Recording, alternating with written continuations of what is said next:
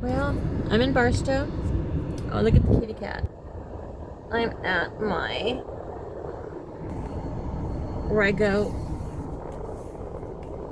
when I'm done with my court stuff. Oh, it's got a little cat's little blue eyes. Did I say where I'm at? I'm at Del Taco. I'm in the drive-thru because I wanted to stop by a thrift store because I spent this whole time, all day, I have been, working on my court stuff, which I'm so tired of it. I've been doing this every day. I took a couple of days off though, but literally every day. And I'm thinking that it was because of my my disabilities that's making it so freaking hard on me. But now, the more I get into doing this, and the deeper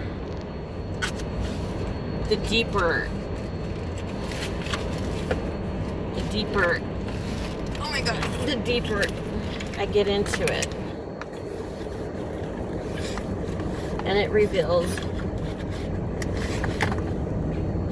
a lot of what the main reason what's making it so hard on me, which is I'm dealing with unhealed trauma from years of abuse, and it's so complicated because the abuse is insidious. Oh my god, I don't know, my boss is doing this. The abuse was horrific, and what my dad's continuing to do to me is horrific, and I haven't even processed all of this yet. And that's what's hi.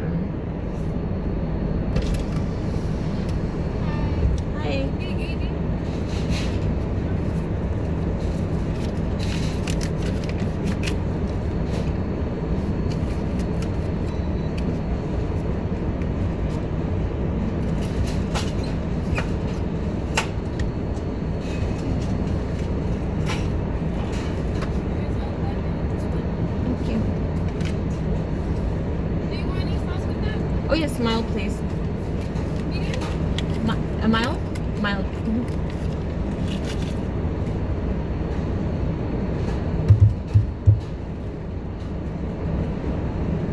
And it's more than anything, I want my soda. But I have my Del Taco cup. And actually, I think I might even have another Del Taco cup from last night.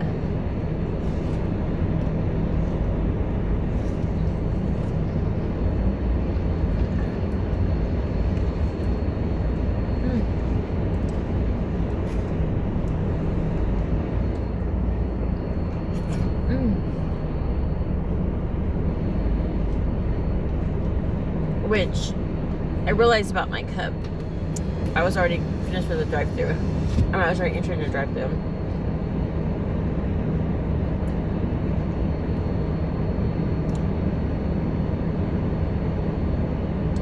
It's a lot. I'm processing a lot, and I'm doing this all by myself. Well, the attorney helped me with the documents, with the important paperwork.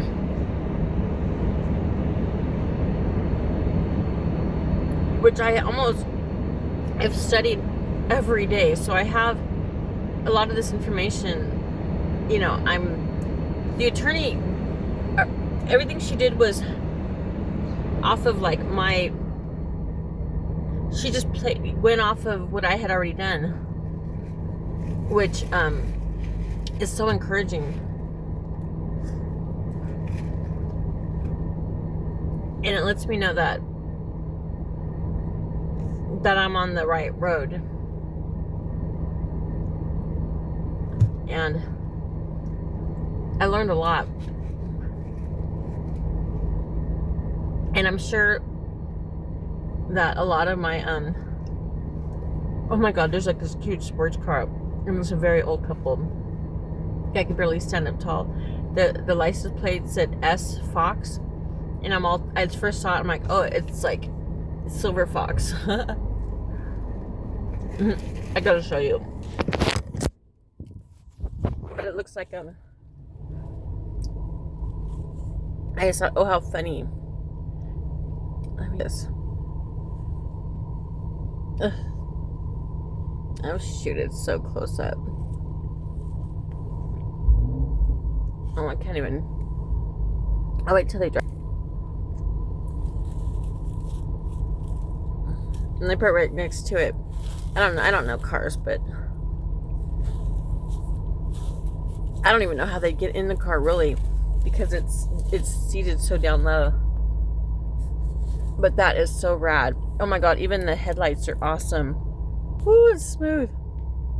Okay, that's pulling away. Man, that's got to be me when I get older.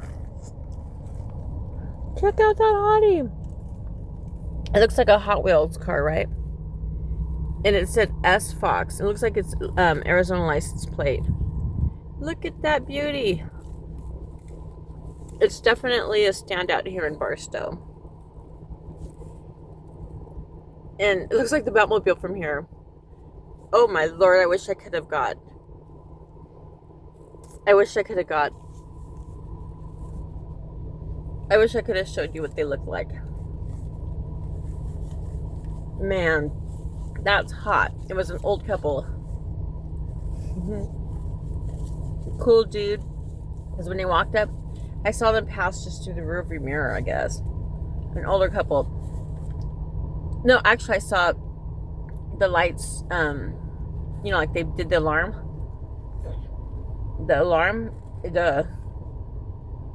And it, you know, blinked on.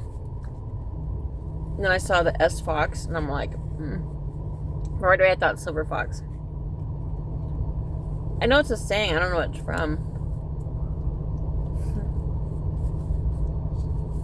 Man, I feel really liberated.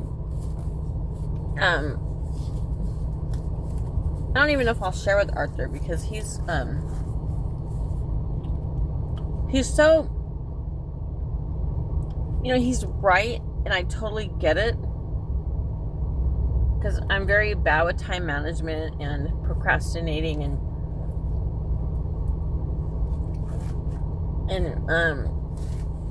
I take a long time, and he doesn't take into consideration that I'm going through a fucking lot. He has both his parents. And I think it would be hard for anyone that has both their parents to know. It would be hard for them to understand how devastating it is to lose your parents. I lost my parents when my son died. Damn, I lost his whole family. And I lost my parents when he died. And having to go through such a big loss without your parents. My dad was my best friend.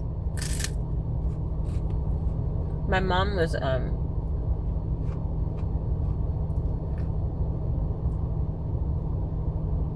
my mom, very hard lady, doesn't really show affection, and very judgy and critical and hateful and misogynistic and complaining and, you know, all of that stuff. Although we had a good relationship, mainly because I just held my tongue. And by the way my parents were with me, I think it just shocked the hell out of both of them. To the fact that I stood up to them. I called my dad out. And for the first time, I didn't hold back on my mom either.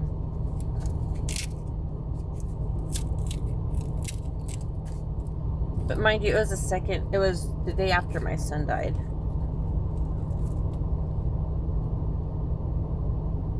I meant what I said, but saying it out loud to them, I don't know. It was harsh what I told them, but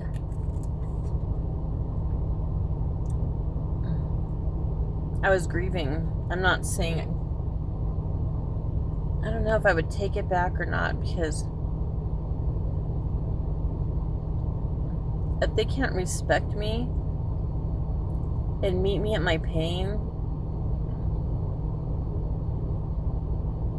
and I'm clearly upset for a legitimate reason. My dad abused me for years, and the way my mom was acting, she enabled him. She was not surprised. She was not empathetic whatsoever. She just had just disgust. But my mom had a hard life, so I think she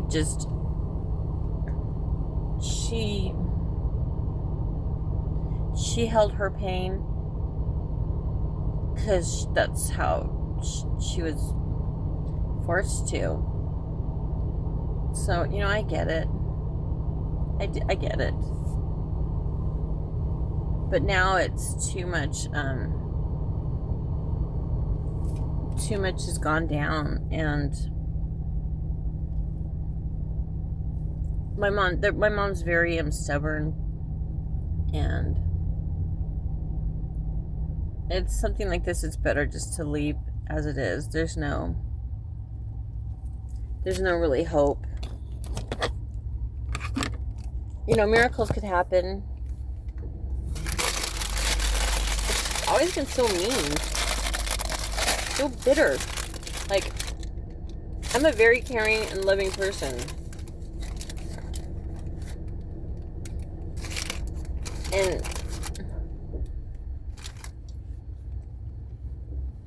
this is just me being selfish, me being a big baby. But it would mean everything to me to be able to take care of my mom when she's in need. I've always been the good daughter, and she will purposely deny me of that. She said that, no, I'll just go to she'll go to a convalescent hospital. She don't want to be with me or nobody, or she don't want to. She's mostly she talks in a way where it's so mean.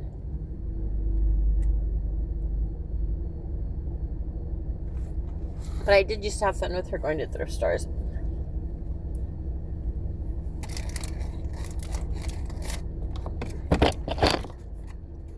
Oh, I bit my tongue. But she's always cruel, talking to me, putting me down, comparing me to my brother all the time. To my brother, he's like the ugliest person. So cruel and materialistic, where he was never even nice to her. Gosh, my mom why is she so mean? Like, my daughter, I would send her pictures, my kids' pictures in frames. My daughter learned to do that too, and my oldest daughter, and she would do the same. Then when we go visit her, she would put my brother's daughter's pictures in front of my kids. Gosh, maybe they were just like that. They would pit us kids against each other. Well, mostly the boys, I was always separate.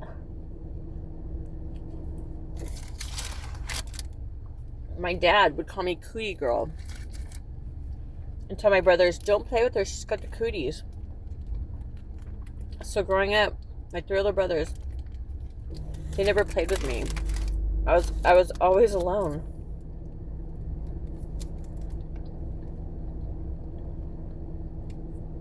In the reservation, I was called Inachine, and that's translated in Apache to dirty white girl. I wet my bed, and reservation, they would give me the pea pillows and the pea blankets. And it's dirty white girl.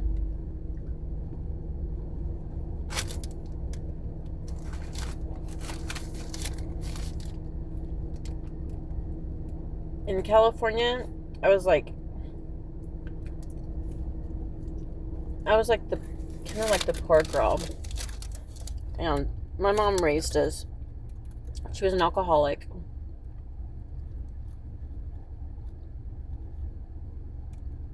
and there was just so many not so things that happened growing up.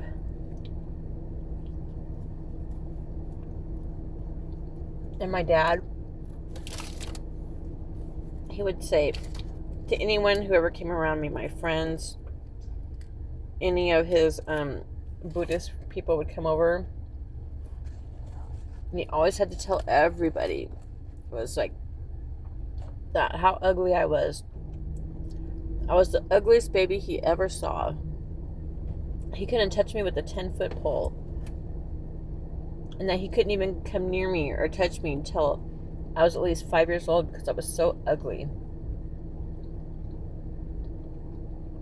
And he proudly said he had nothing to do with me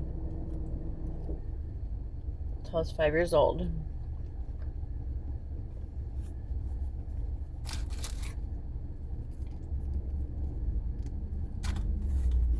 And he thought he was so funny. My nickname, up until I was 40 years old, was Bozo the Clown. He'd tell my teachers that.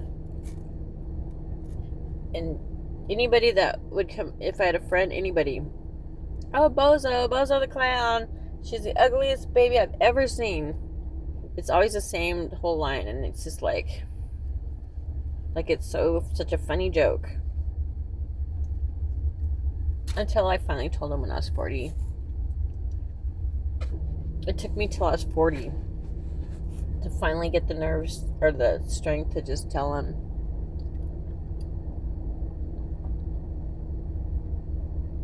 My mom always called me fat. And I was never fat. At least not as a kid. I remember, maybe I was like 130. For my height, I'm like 5'7". My daughter had a baby, and then she's all like telling my daughter, here, have the baby's crying, here, give it to your mom. The baby will be nice. Wait, give it to your mom. She could calm the baby with all her extra, like, how did she say it? Like all the fat on my, I'm so fat and like comfortable or something. And I'm like, what the fuck? I wasn't even fat.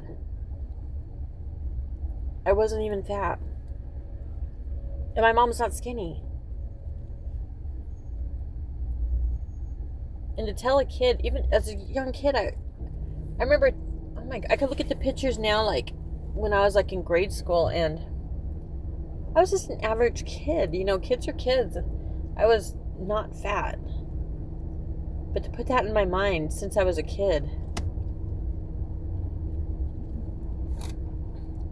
I was always confused as a kid because of shit like that. Man, if anyone ever asked me to play, they came to my door, I would have to sneak to my window or I'd get in big trouble. I'd get yelled at. And my mom had no problem yelling at me in front of my friends. And it was so hard because my bus stop was across the street from my house. So I'd always be afraid that anyone would know what's going on in my house, at my bus stop. So instead of explaining things, I just learned to keep to myself. Maybe that's why I find myself alone a lot. I've always worked jobs alone. I've always wanted to be around people, but maybe it's having to explain myself and not even know why I am the way I am, which is nothing bad, but I was always like treated like there was something bad about me.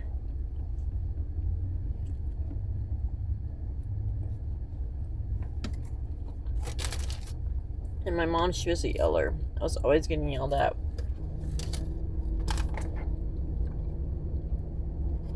When I got older to a teen, I was more able to dismiss the yelling because it was constant.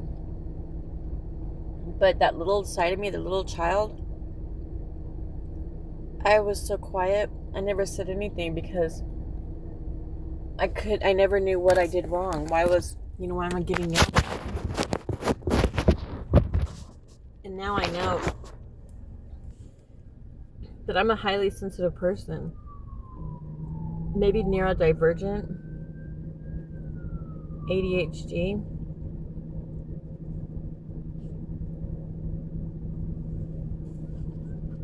And how sad it is for me to think that as a little child, I was dealing with so much.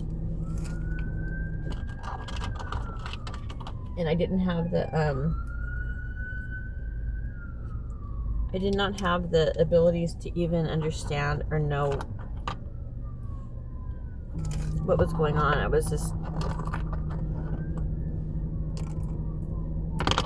I didn't have anyone to go to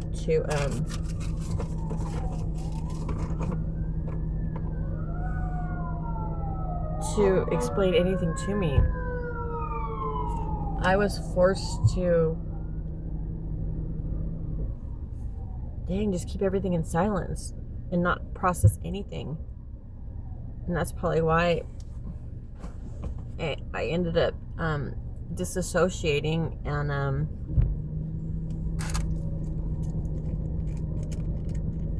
and why my experiences were everything was repressed. So I just thought I had a normal childhood. I didn't really know it, that I was abused. But I never felt normal or right.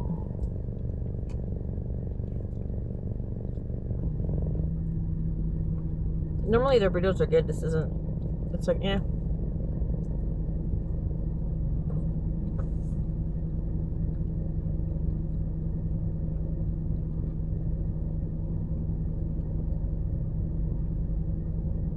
And now, like, Arthur's he's my friend, but he's not always nice to me. When I was going out with him,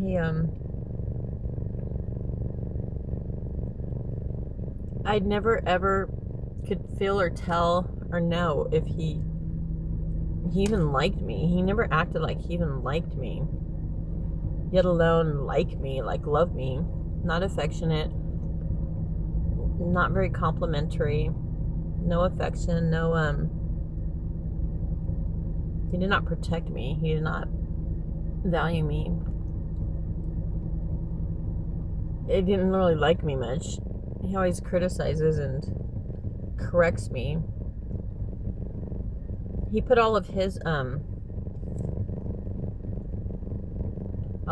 insecurities on me.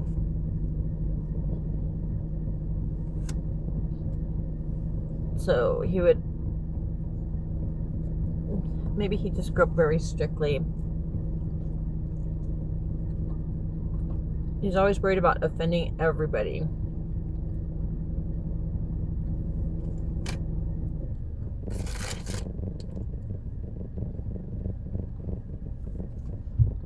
As if I'm like such an offensive person.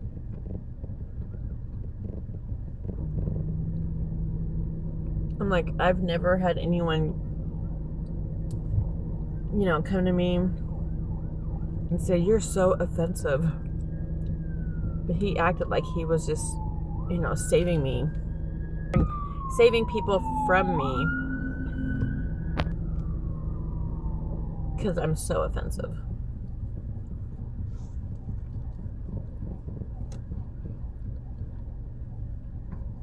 And always talk to me with such anger and disgust.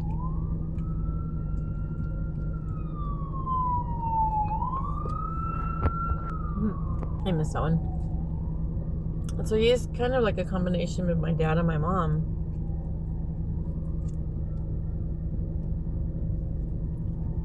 He's my only friend.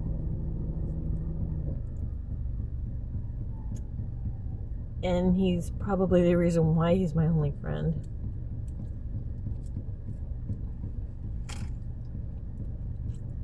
But I appreciate him. Without him, I wouldn't have had not one person. Mind you, anything important I have to do, I'm left to my own device. He doesn't work along with me. And it's like the problems I have now have been the same problems I've always had. And I have my own, I have issues. So I'm not a walk in the beach. So he's had to live through a lot of my agoraphobia where I'm trapped in a room. It's hard to think though, but yeah, I was trapped in a room for 2 years, never seeing the sun.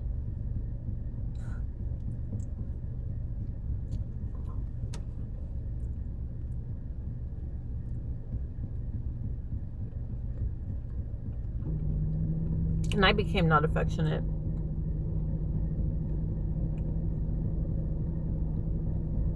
And my body started rejecting him.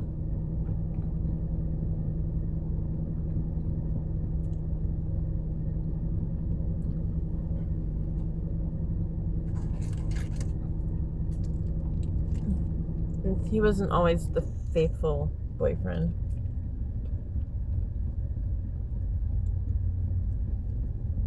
And he betrayed me at the worst times.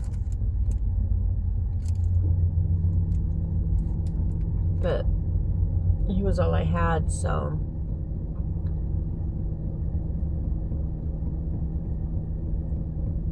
I don't know.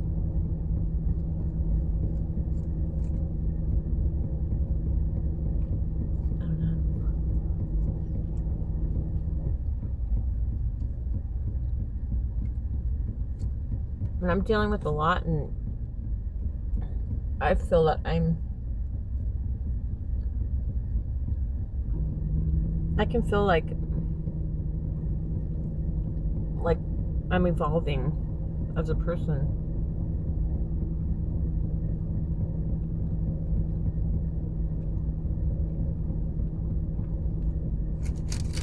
And I'm only just one friend away from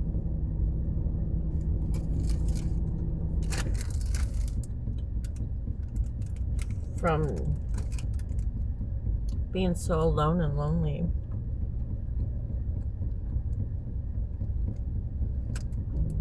He comes and goes when he wants. And every time he leaves,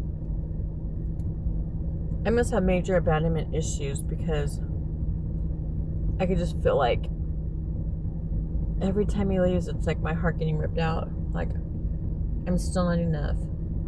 Even though we're not even together anymore. But it's like a shock, because it's having to go into a dark night alone. But my nights, I have gotten stronger. Because before I'd fear it, and it was unbearable. Like, I get anxiety over the anxiety that I get.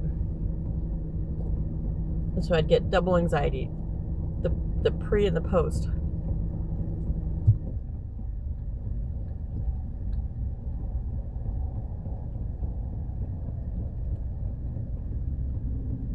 gonna ask for extra green sauce and onions. Because this wasn't saucy enough. I only have one. Normally I have like one hot sauce. This one I had to use like 5. I'm also hungry.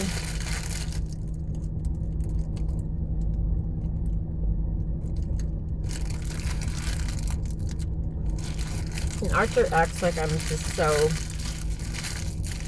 Prices throws his 2 cents in like I'm a difficult person. And that's when I speak up against what I take as disrespect. He's not one to hear it.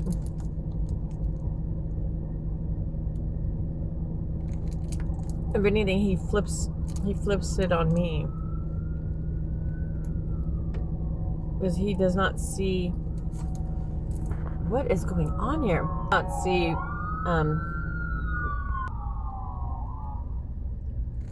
he doesn't see what causes my pain. And he doesn't care when I cry. When he hurts me,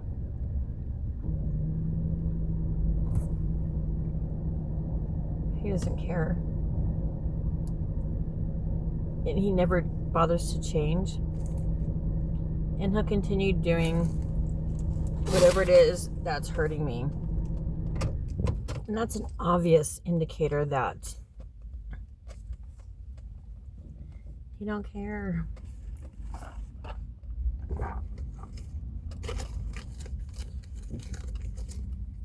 And I know what you're thinking. I should talk to him about it. I have over and over and over and over again. Sometimes he acts like he understands me. That used to bring me comfort until I realized it doesn't mean shit. Because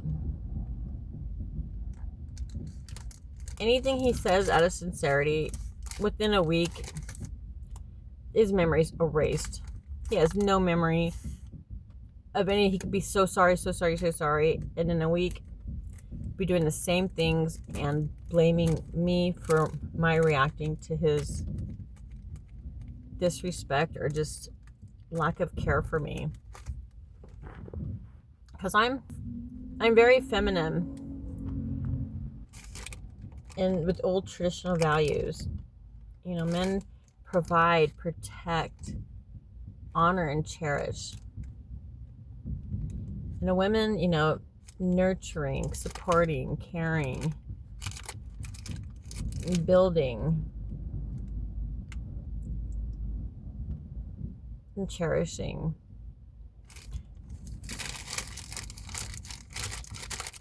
I don't think I've ever had one day of feeling any of that. At first, I definitely loved him the way that I want to be loved. But we're just too different. That's not saying there's anything wrong with him. Or there's nothing wrong with me. It's just together we're just, we express love differently, and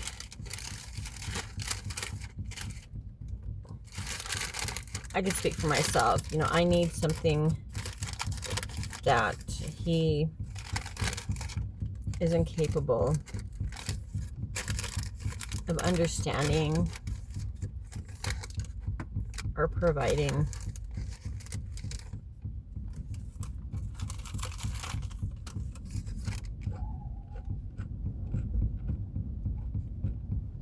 And there's nothing wrong with me.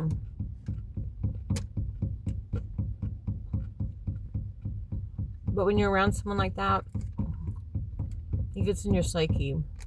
It's not helping.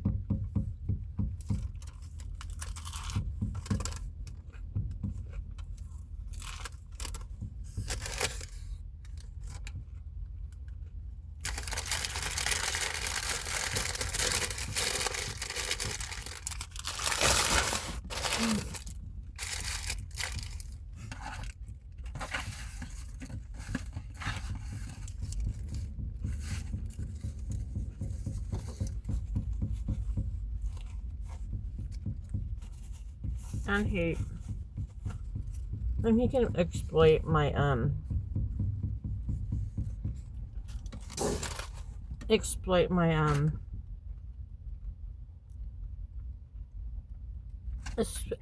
exploit my obvious problems and limitations.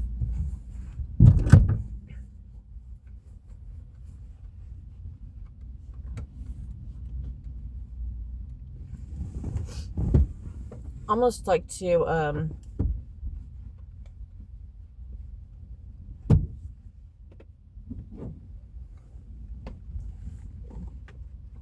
remain superior and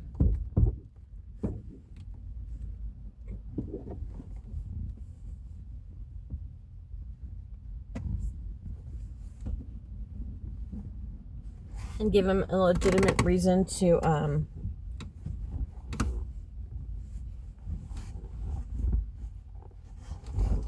almost to put me down.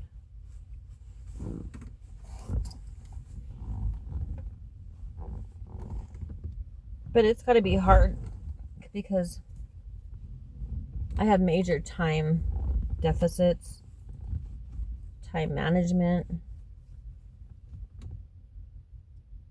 But I already suffer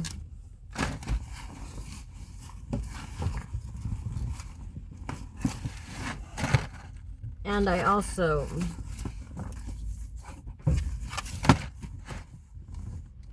feel bad. I really do feel bad for whomever I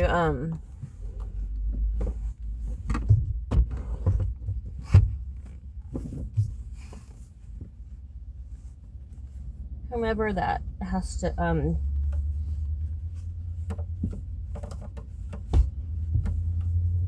my god, my pants,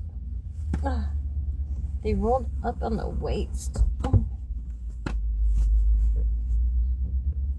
Oh my god, where's my cup? Oh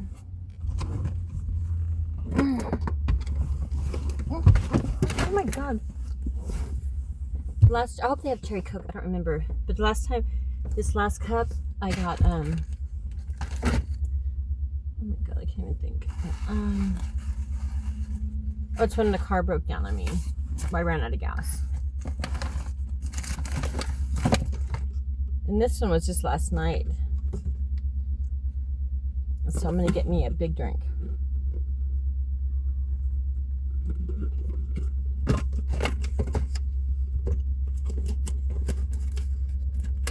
And hopefully the lobby's like, I went to the drive-thru, so only one lady saw me.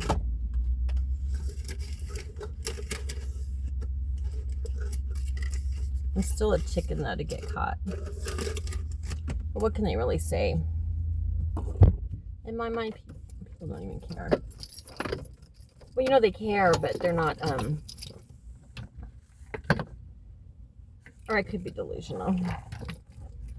I'm like, they don't even notice.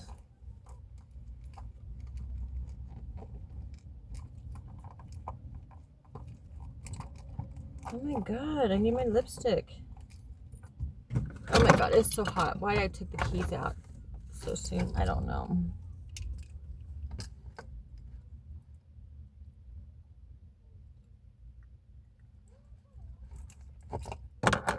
Arthur was already lecturing me, trying to,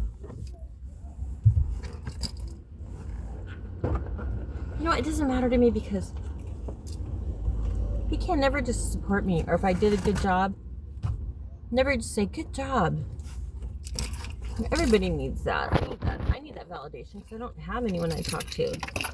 And I know I did a good job. So what I started to do was just to, you know, say good job to myself, but in front of him.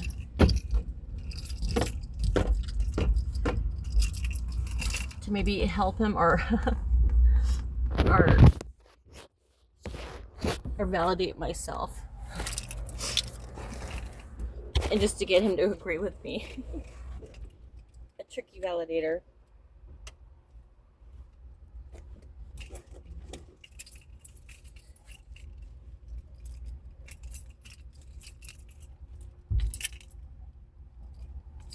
Maybe he just didn't grow up with that. But neither did I. But I'm not comparing. I know I didn't grow up with it, so I know. So I want it, so I make sure to do it to people. But that's just comparing. And I am me and he is him.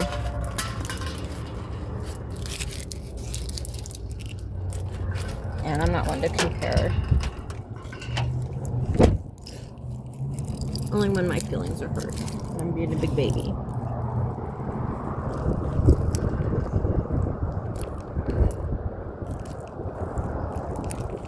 But again, he's all I have, and he comes to help me.